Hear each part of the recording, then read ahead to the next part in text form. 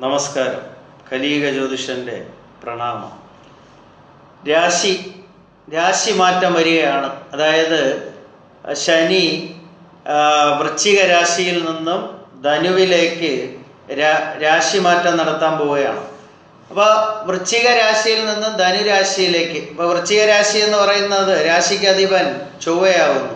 അപ്പം ചൊവ്വയുടെ രാശിയിൽ നിന്നും ഗുരുവിൻ്റെ അധിപനായ ധനുരാശിയിലേക്കാണ് ശനി മാറാൻ പോകുന്നത്. അപ്പോൾ ഈ ശനി മാറ്റം എന്ന് പറയുമ്പോൾ ഓരോ വ്യക്തികളും അതിനെക്കുറിച്ച് ഭയക്കേണ്ട ആവശ്യമില്ല. പലരും ഇവിടെ വന്ന് ചോദിക്കാറുണ്ട്, അയ്യോ സാറേ ശനി മാറാൻ പോവുകയാണ്, എൻ്റെ കാര്യം എന്താവുമെന്നൊക്കെ. അങ്ങനെയൊന്നും നിങ്ങൾ ചിന്തിക്കേണ്ട.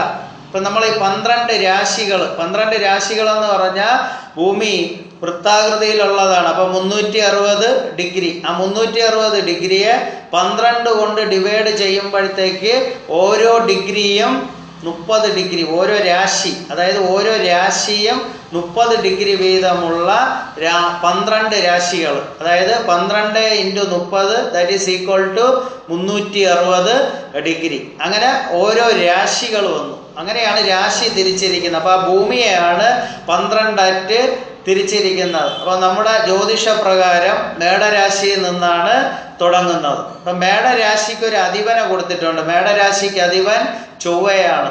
അടുത്ത ഇടവ രാശിക്ക് അധിപൻ ശുക്രനാണ്. അപ്പം ഇങ്ങനെ ഓരോ അധിപൻ, ഈ അധിപൻ എങ്ങനെ കൊടുത്തു എന്ന് ചോദിച്ചാൽ അറിയത്തില്ല, കൊടുത്തവർക്ക് മാത്രമേ അറിയാവൂ. ആചാര്യന്മാർ എന്തുദ്ദേശത്തിലാണ് ഓരോ രാശിക്ക് ഓരോ അധിപന്മാരെ കൊടുത്തതെന്ന് ചോദിച്ചാൽ അറിയത്തില്ല. അപ്പോൾ ശനിയുടെ മാറ്റം, അപ്പോൾ എല്ലാവരും പറയും അയ്യോ ശനി മാറുന്നത് കൊണ്ട് ബുദ്ധിമുട്ട് വരും, അല്ലെങ്കിൽ അങ്ങനെ ഒരു ഇതും വരുന്നില്ല. ശനി നമ്മൾ ജനിക്കുന്നത് മുതൽ മരിക്കുന്നത് വരെ ഈ ശനി നമ്മളെ സ്വാധീനിക്കും, ഒരു വിധത്തിൽ അല്ലെങ്കിൽ വേറൊരു വിധത്തിൽ. അപ്പോൾ ചന്ദ്രൻ നിൽക്കുന്ന രാശിയും അതിൻ്റെ പിന്നിലത്തെ രാശിയും മുന്നിലത്തെ രാശിയിലും കൂടെ ശനി കടന്നു പോകുന്നതിനെയാണ് ഏഴരാണ്ട ശനി എന്ന് പറയുന്നത്. അതുപോലെ ശനി 4-ാം ഭാവത്തിലും 7-ാം ഭാവത്തിലും 10-ാം ഭാവത്തിലും കൂടെ കടന്നു പോകുന്നതിന് കണ്ടകശനി എന്ന് പറയും. അപ്പോൾ ഈ രാശിയിൽ അത് 2.25 നക്ഷത്രത്തെ ബേസ് ചെയ്താണ് അങ്ങനെ പറയുന്നത്.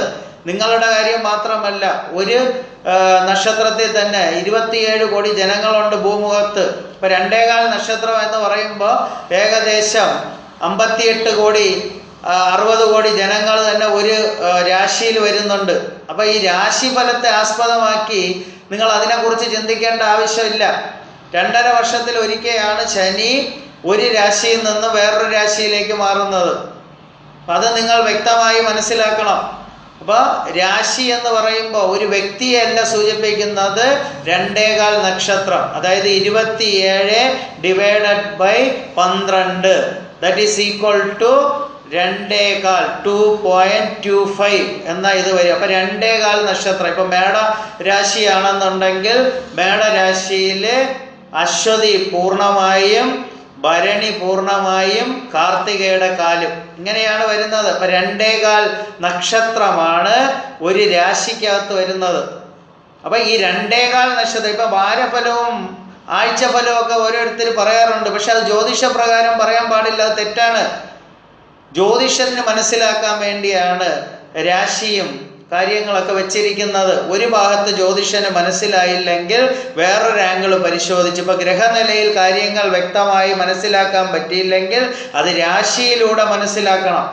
അത് രാശിയിലൂടെ മനസ്സിലാക്കിയിട്ട് ആ വ്യക്തിയെക്കുറിച്ച് വ്യക്തമായി മനസ്സിലാക്കിയതിന് ശേഷമാണ് അദ്ദേഹത്തിനെ കുറിച്ച് പറയാം. അല്ല ശനി മാറുന്നു, അയ്യോ എൻ്റെ കാര്യം അധോഗതിയാവോ, അങ്ങനെയൊന്നും ചിന്തിക്കേണ്ട ആവശ്യമേ വരുന്നില്ല.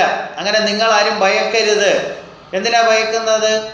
ശനി നിങ്ങൾ ഒരു കാരണവശാലും മുകളിൽ ശൂന്യാകാശത്ത് നിൽക്കുന്ന ശനി നിങ്ങളെ വന്ന് ഉപദ്രവിക്കാനൊന്നും പോകുന്നില്ല. അപ്പോൾ നിങ്ങളത് മനസ്സിലാക്കണം. അതൊരു മെറ്റീരിയലാണ്. ആ മെറ്റീരിയൽ നമ്മൾ മനസ്സിലാക്കണം. ജ്യോതിഷം ഒരു കണക്കാണ്, ആ ശാസ്ത്രപ്രകാരം അത് ഇപ്പം കഴിഞ്ഞ പ്രാവശ്യം അത് വൃശ്ചിക രാശി കുജനാണ് അതിൻ്റെ അധിപൻ. ഇപ്പം അത് വേഴത്തിലേക്ക് വരികയാണ്. അപ്പോൾ വേഴമാണ് അതിൻ്റെ അധിപൻ. അപ്പം നക്ഷത്രക്കൂറ്, നിങ്ങൾ കുംഭരാശിയിൽ ജനിച്ച ഒരു വ്യക്തിയാണെങ്കിൽ 11-ാം ഭാവത്തിലാണ് ശനി വരുന്നത്. 11-ാം ഭാവത്തിൽ ശനി വരുന്നത് ഗുരുവിൻ്റെ ക്ഷേത്രത്തിലാണ്. അപ്പോൾ ഇത് വ്യക്തമായിട്ട് മനസ്സിലാക്കണം. മനസ്സിലാക്കാതെ നമുക്ക് കാര്യങ്ങൾ ശനിയെക്കുറിച്ച് ഭയക്കേണ്ട ആവശ്യമേ വരുന്നില്ല. അടുത്ത ടിപ്സുമായിട്ട് നാളെ നമുക്ക് വീണ്ടും കാണാം. നന്ദി, നമസ്കാരം.